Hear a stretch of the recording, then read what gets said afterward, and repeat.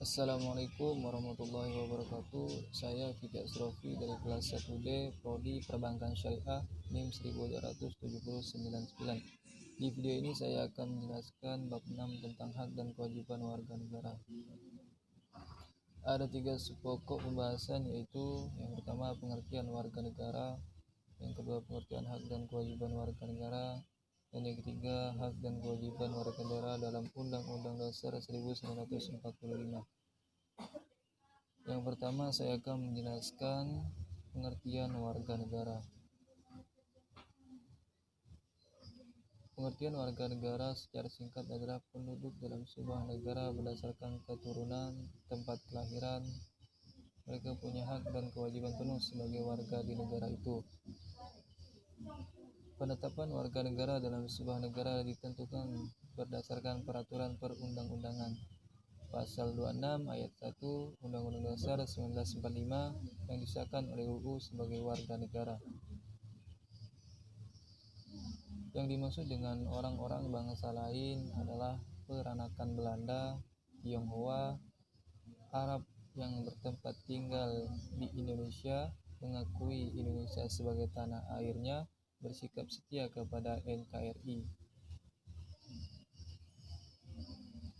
Yang kedua, pengertian hak dan kewajiban.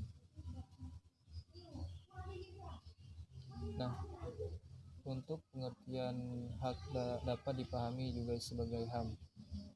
Undang-Undang Nomor 39/1999 tentang HAM. HAM adalah seperangkat hak yang melekat pada hakikatnya dan keberadaan manusia sebagai makhluk Tuhan yang Maha Esa, dan merupakan anugerahnya yang wajib dihormati, dijunjung tinggi dan dilindungi oleh negara, hukum dan pemerintahan, dan setiap orang demi kehormatan serta perlindungan harkat dan martabat manusia. Kewajiban asasi. Kewajiban asasi adalah kewajiban dasar yang harus dijalankan oleh seseorang dalam kaitannya dengan kepentingan dirinya sendiri, alam semesta, masyarakat, bangsa dan negara, maupun kedudukannya sebagai makhluk Tuhan. Di Indonesia sendiri, antara hak dan kewajiban harus dipenuhi warga negara secara seimbang. Hak dari seringkali diliburkan dalam hak kolektif atau sosial. Di samping hak pribadi seseorang, terdapat hak-hak orang lain, sehingga masing-masing individu harus menghargai hak individu yang lain, yang kemudian melahirkan kewajiban-kewajiban warga negara. Perkembangan HAM di Indonesia. Tahun 1945 sampai 1959, HAM sudah mendapatkan legitimasi yuridis dalam Undang-Undang Dasar 1945, meskipun belum optimal seperti keluasan pendirian partai-partai politik.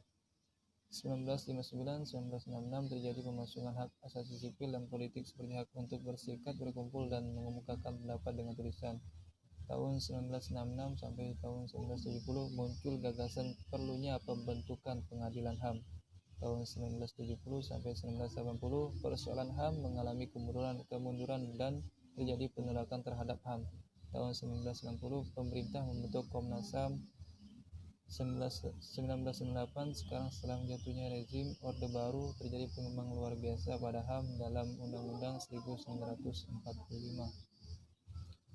Untuk terakhir untuk yang ketiga, hak dan kewajiban warga negara menurut Undang-Undang Dasar 1945. Hak warga negara. Pengaturan hak warga negara diatur dalam Undang-Undang Dasar 1945 pasal 28A sampai dengan 28C. 1. Hak asasi pribadi, kebebasan pendapat, kebebasan beragama, kebebasan gerak, dan lain-lain. 2. Hak asasi ekonomi, hak memilih, hak manfaat, hak membeli, dan hak menjual.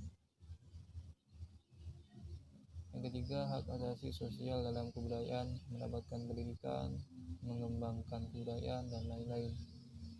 Yang keempat, hak asasi prosedural, mendapatkan keadilan, peradilan, perlindungan, dan lain-lain. Yang kelima, hak asasi politik, memilih, dipilih, dan berorganisasi, dan lain-lain. Yang keenam, hak asasi dalam perlakuan yang sama dalam kurung hukum pemerintahan. B. Kewajiban warga negara.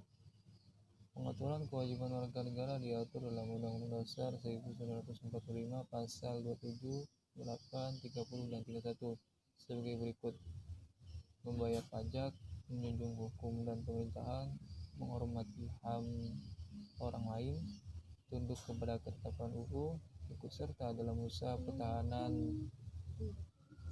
nama negara, melaksanakan sistem pertahanan dan keamanan rakyat semesta, mengikuti pendidikan dasar, serta taat kepada negara. Pembicaraan mengenai hubungan negara dan warga negara, apakah negara yang melayani warga negara atau sebaliknya, dapat berujuk pandangan para pemikir sebagai berikut. 1. Kaum pluralis. Masyarakat yang mendahului dan menciptakan negara sehingga negara harus tunduk kepada rakyat. 2. Yaitu kaum Marxis, yaitu didominasi kekuasaan ada pada negara. Negara merupakan institusi yang digunakan kaum borjuis untuk menjalankan kekuasaan yang baik.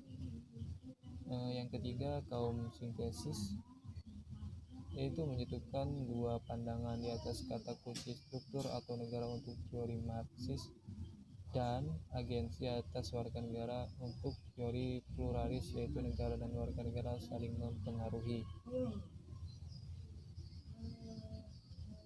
Sekian presentasi dari saya. Maaf jika ada kata-kata yang salah atau pengucapan bahasa yang tidak benar. Saya akhiri. Wassalamualaikum warahmatullahi wabarakatuh.